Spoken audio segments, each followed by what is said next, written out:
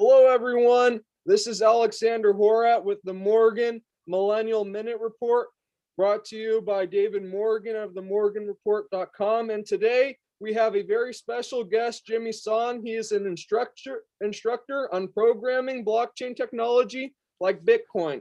He also wrote books about the subject like Thank God for Bitcoin and Programming Bitcoin.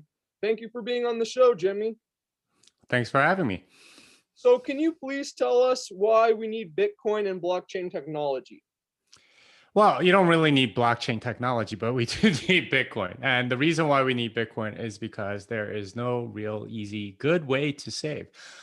Traditionally, or at least in the last 100 years since we've gotten off the gold standard, the way that people have saved is through real estate and stocks. And if you talk to any investment professional, those are the ones that they will tell you, okay, those will do pretty well over the long term. Of course, there are other sort of strategies in there as well. You can buy bonds and options and all sorts of other private equity financing deals and things like that. But generally, the things that people use to store value over the long term are stocks and real estate. And both of them have some serious problems. Real estate is not very easy to move. It's not very divisible. You have to buy in large chunks. It takes a lot of research and it has huge transaction costs. Stocks are similar. You have way too many to really research. So people tend to go heavy into index funds, which is why we have an index fund bubble at the moment. It's any particular company may do something crazy, like the CEO might be really bad, so you have to essentially research the entire executive team. There's of course some transaction costs as well.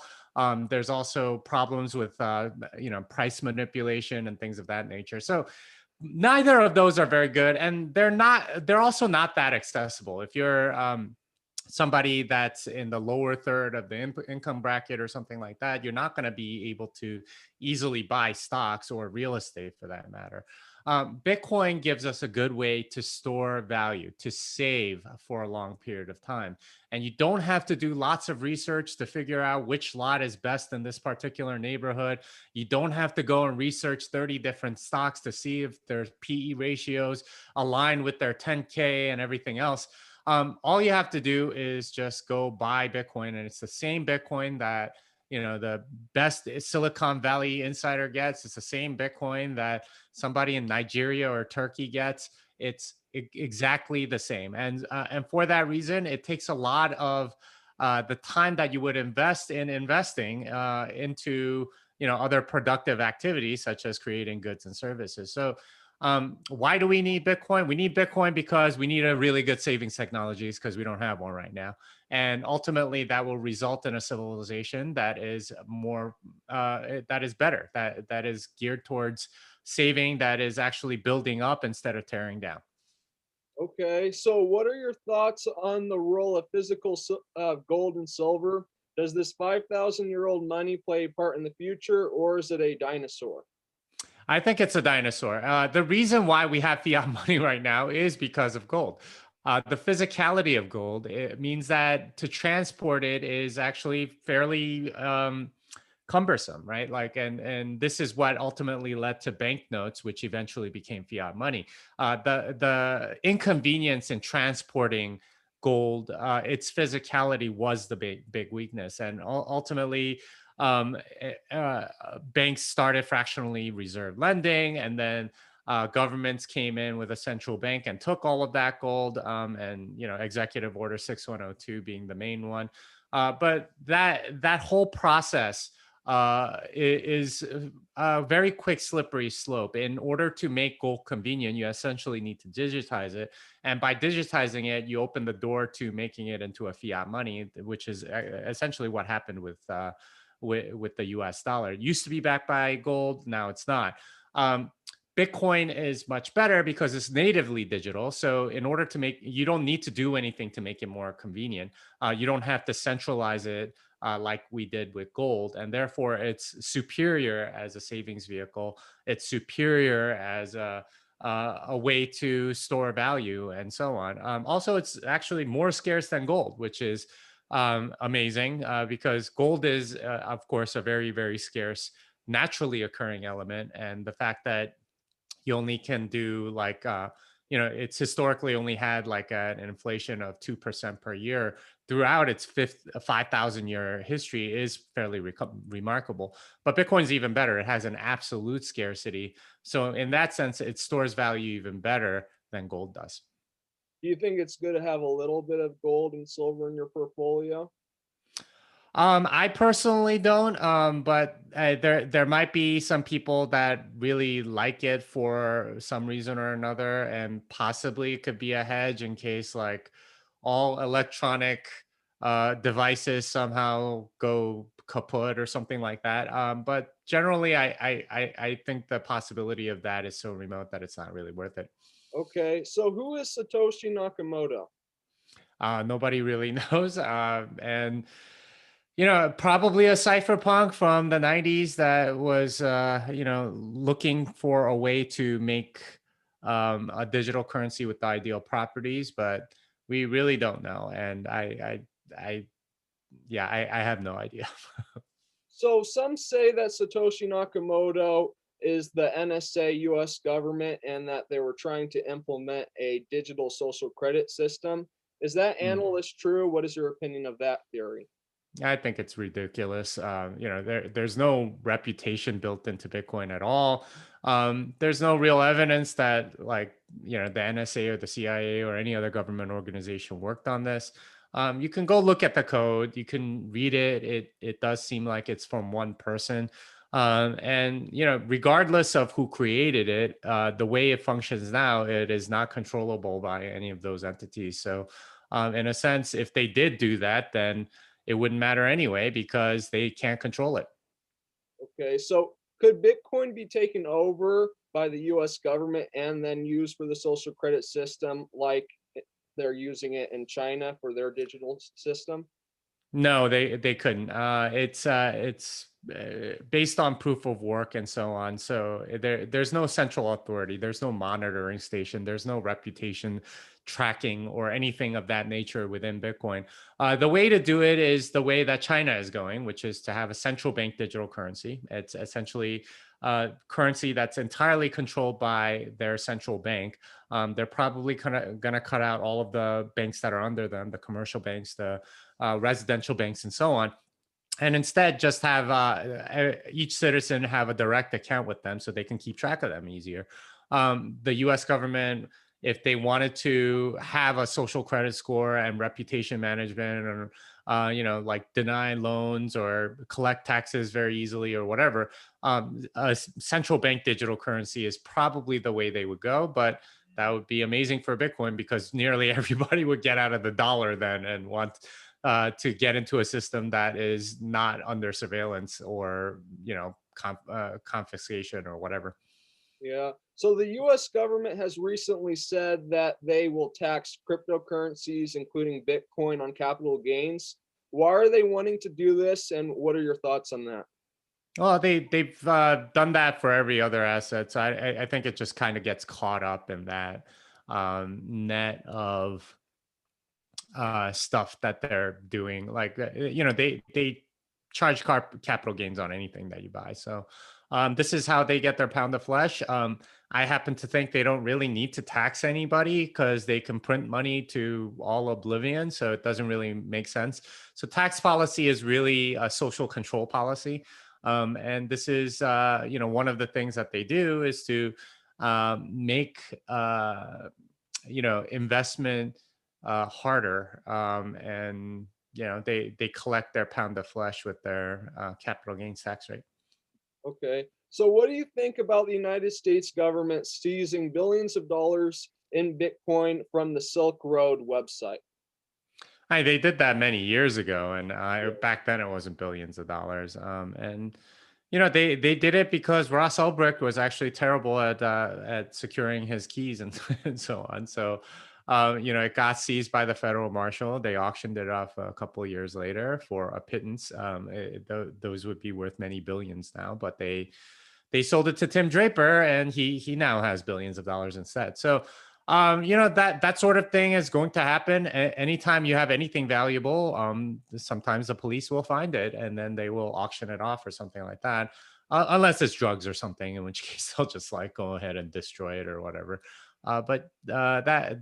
That's completely normal, I think. And it's like I'm not really a fan of victimless crimes like a lot of the Silk Road stuff. He was accused of hiring assassins on the darknet or whatever. There's very Oh little yeah, evidence of that, but the rest of it is just like voluntary, exchanges of, various pharmaceuticals or whatever. I don't know if that should really be punished, but that's another whole discussion. yeah. I didn't like what they were doing either. It was Mm. just I was just trying to. So basically, my main question is: if the U.S. government was able to seize the Silk Road's Bitcoin, do you think the U.S. government, if they really wanted to, could seize almost any person's Bitcoin? No, it would be very difficult for some people. I mean, if you're keeping it on Coinbase, yeah, it's very easy to see. So if you're keeping it on any exchange, it's going to be relatively easy for them because they know where it is. But if you're keeping your own keys, then they don't know where it is, especially if you have more complex setup than a single key or something like that. So, um, that said, the US government does have a lot of tools at its disposal to put pressure on you so you do give up those keys. But at the same time, there are limits to what they can do. So if you really don't want to give it to them, you don't have to. And that's one of the beauties of Bitcoin. Okay, so you kind of hinted about the power grid. So that brings me to another question I wanted to ask you. So, what does the power grid failing or an EMP attack do to Bitcoin? Well, that would be a very interesting situation. I believe that the network would still survive. There are other transmission um, techniques besides the internet. You can use radio waves, for example. Certain radio waves you can send like halfway across the globe and that sort of thing. So I don't know if it would necessarily kill it. It would absolutely slow it down. A lot of miners would go offline or whatever. Depends on how quickly you can repair those things, how fast you can manufacture that stuff, how much of it is undamaged, and so on. But at some point, people will be back online, and I think it would just keep continuing. Okay, so how did the Texas power failure affect your Bitcoin? It didn't. From what I've heard from a bunch of miners that do mine here in Texas, they told me that because power was in such demand, and generally miners get the very last share or something. Basically, they get the leftovers of everything else. And they had a contract for it. They were able to sell back the power that they had contracted for like many multiples of what they bought it at. And they can now mine for free for like the next 6 months because they made so much money on the power that they sold during that like 1 or 2 weeks that they can use those funds to just mine for the next 6 months or something to that effect. So yeah, that's one way in which it sort of affected Bitcoin, but I'm using it to save, and my Bitcoin stayed safe through the whole power outage, and it could have gone much longer, and it wouldn't have affected it. Now, did the power outage make it almost impossible to trade Bitcoin? No, I still had my phone and so on, and I actually didn't lose power at my house. Oh, So okay. I imagine if I did lose power, I would have been able to find a friend or some business or some essential services that had their own generator. Go over there and do exactly what I did, or would have been able to transact if necessary. Okay, so I have one more question for you. So, what's a good way for millennials to build and preserve wealth? I think buy Bitcoin, right? Save in Bitcoin. The thing that everybody sort of like, at least in my generation, the advice that was given to me is start investing early. Just put a little money away and put it into these safe things, and then we all got overloaded because it was like, okay, what do we buy? And it was like, oh, just buy index funds or just buy real estate, or it got really complicated.